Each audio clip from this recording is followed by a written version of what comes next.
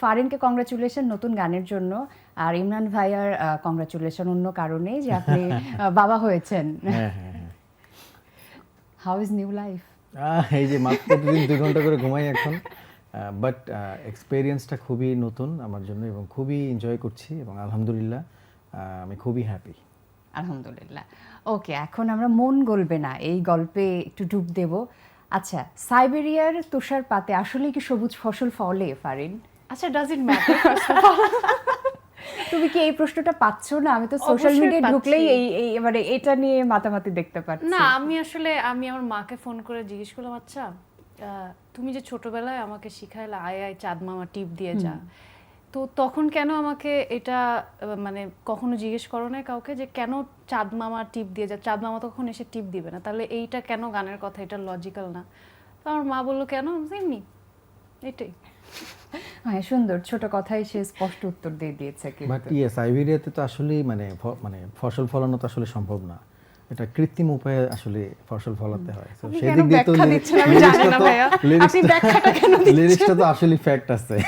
আচ্ছা, একটা ব্যাপার, রঙে যে ডুয়োটা ছিল, যে গীতিকবি কবির বকুল এবং কম্পোজার ইমরান মাহমুদুল, আমরা মন গলবে না তো এই ডুয়ো পেলাম। এই রহস্য কে উন্মোচন করবে, কে বলবে? এটা তো আসলে আমি অনেক লাকি, বিকজ আমি আসলে দুজনকে অনেক পুশ করার পরে তারপরে ফাইনালি আমি দেখি একদিন আমার ইনবক্সে বকুল ভাই একটা এরকম লিরিক Lyrics পাঠালো, টা, হ্যাঁ। তারপরে দেখি ইমরান ভাইয়াও সুন্দর একটা সুর করে আমাকে পাঠালো, বললো যে চলো এই গানটা করি। তাও এটা 1 বছরের বেশি আগে, হ্যাঁ, তাই মোটামুটি গত বছর অক্টোবরের দিকে। হ্যাঁ অক্টোবরের অক্টোবরের না সেপ্টেম্বরের সময় প্রথম আমাকে এটা পাঠালো, তারপরেই করছি, এটা করা হয়নি ফাইনালি। ইভেন ভিডিও শুটও হয়েছে প্রায় মনে হয় 2 মাস 3 মাস হয়ে 3 গেছে। মাস হয়ে গেছে। ওকে, আচ্ছা, ইমরান তার গানের ভালো মার্কেটিং করতে পারে, ব্যাপারটা কি সত্যি? ইমরান মাহমুদুল কি এই কমপ্লিমেন্টের সাথে একমত?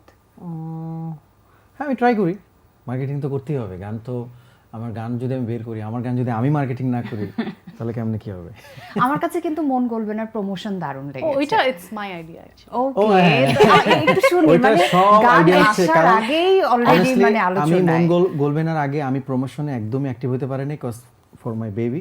আমি আসলে আমার ওয়াইফকে নিয়ে ব্যস্ত ছিলাম, কারণ ও হসপিটালে তখন অ্যাডমিট ছিল। Okay. টোটালটা আসলে ও আসলে মানে ডিল করছে। সো মানে ওই যে প্রথম স্ট্যাটাস থেকে শুরু করে সবকিছু এভরিথিং সব আইডিয়া ওর। ফাইনালি আমার মনে হয় আমি তো মার্কেটিং গ্র্যাজুয়েট, ফাইনালি এটা একটা কাজে লাগছে। ওকে, আমি তো ভাবছিলাম মানে ফারিনের টিম বোধহয় এটা করেছে। It's my brain child, but obviously এক্সিকিউশনে আমাকে সবাই হেল্প করে। ইভেন ওই যে নিউজের আইডিয়াটা আমার সেই লাগছে, এটা নিউজ এআই দিয়ে করে আমরা শুরু fun থেকে করছিলাম। অ্যাকচুয়ালি আমি মানুষকে একটা আইডিয়া দিতে চাচ্ছিলাম মার্কেটিং দিয়ে, যে গানটা আসলে টপিক বা গানটা কি ধরনের।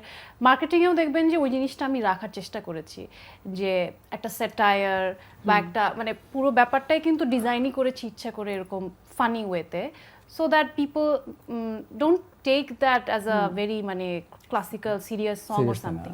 এটা পপ সং, এটা মার্কেটিং যেভাবে পপ সং এর ওভাবেই করেছি আমি।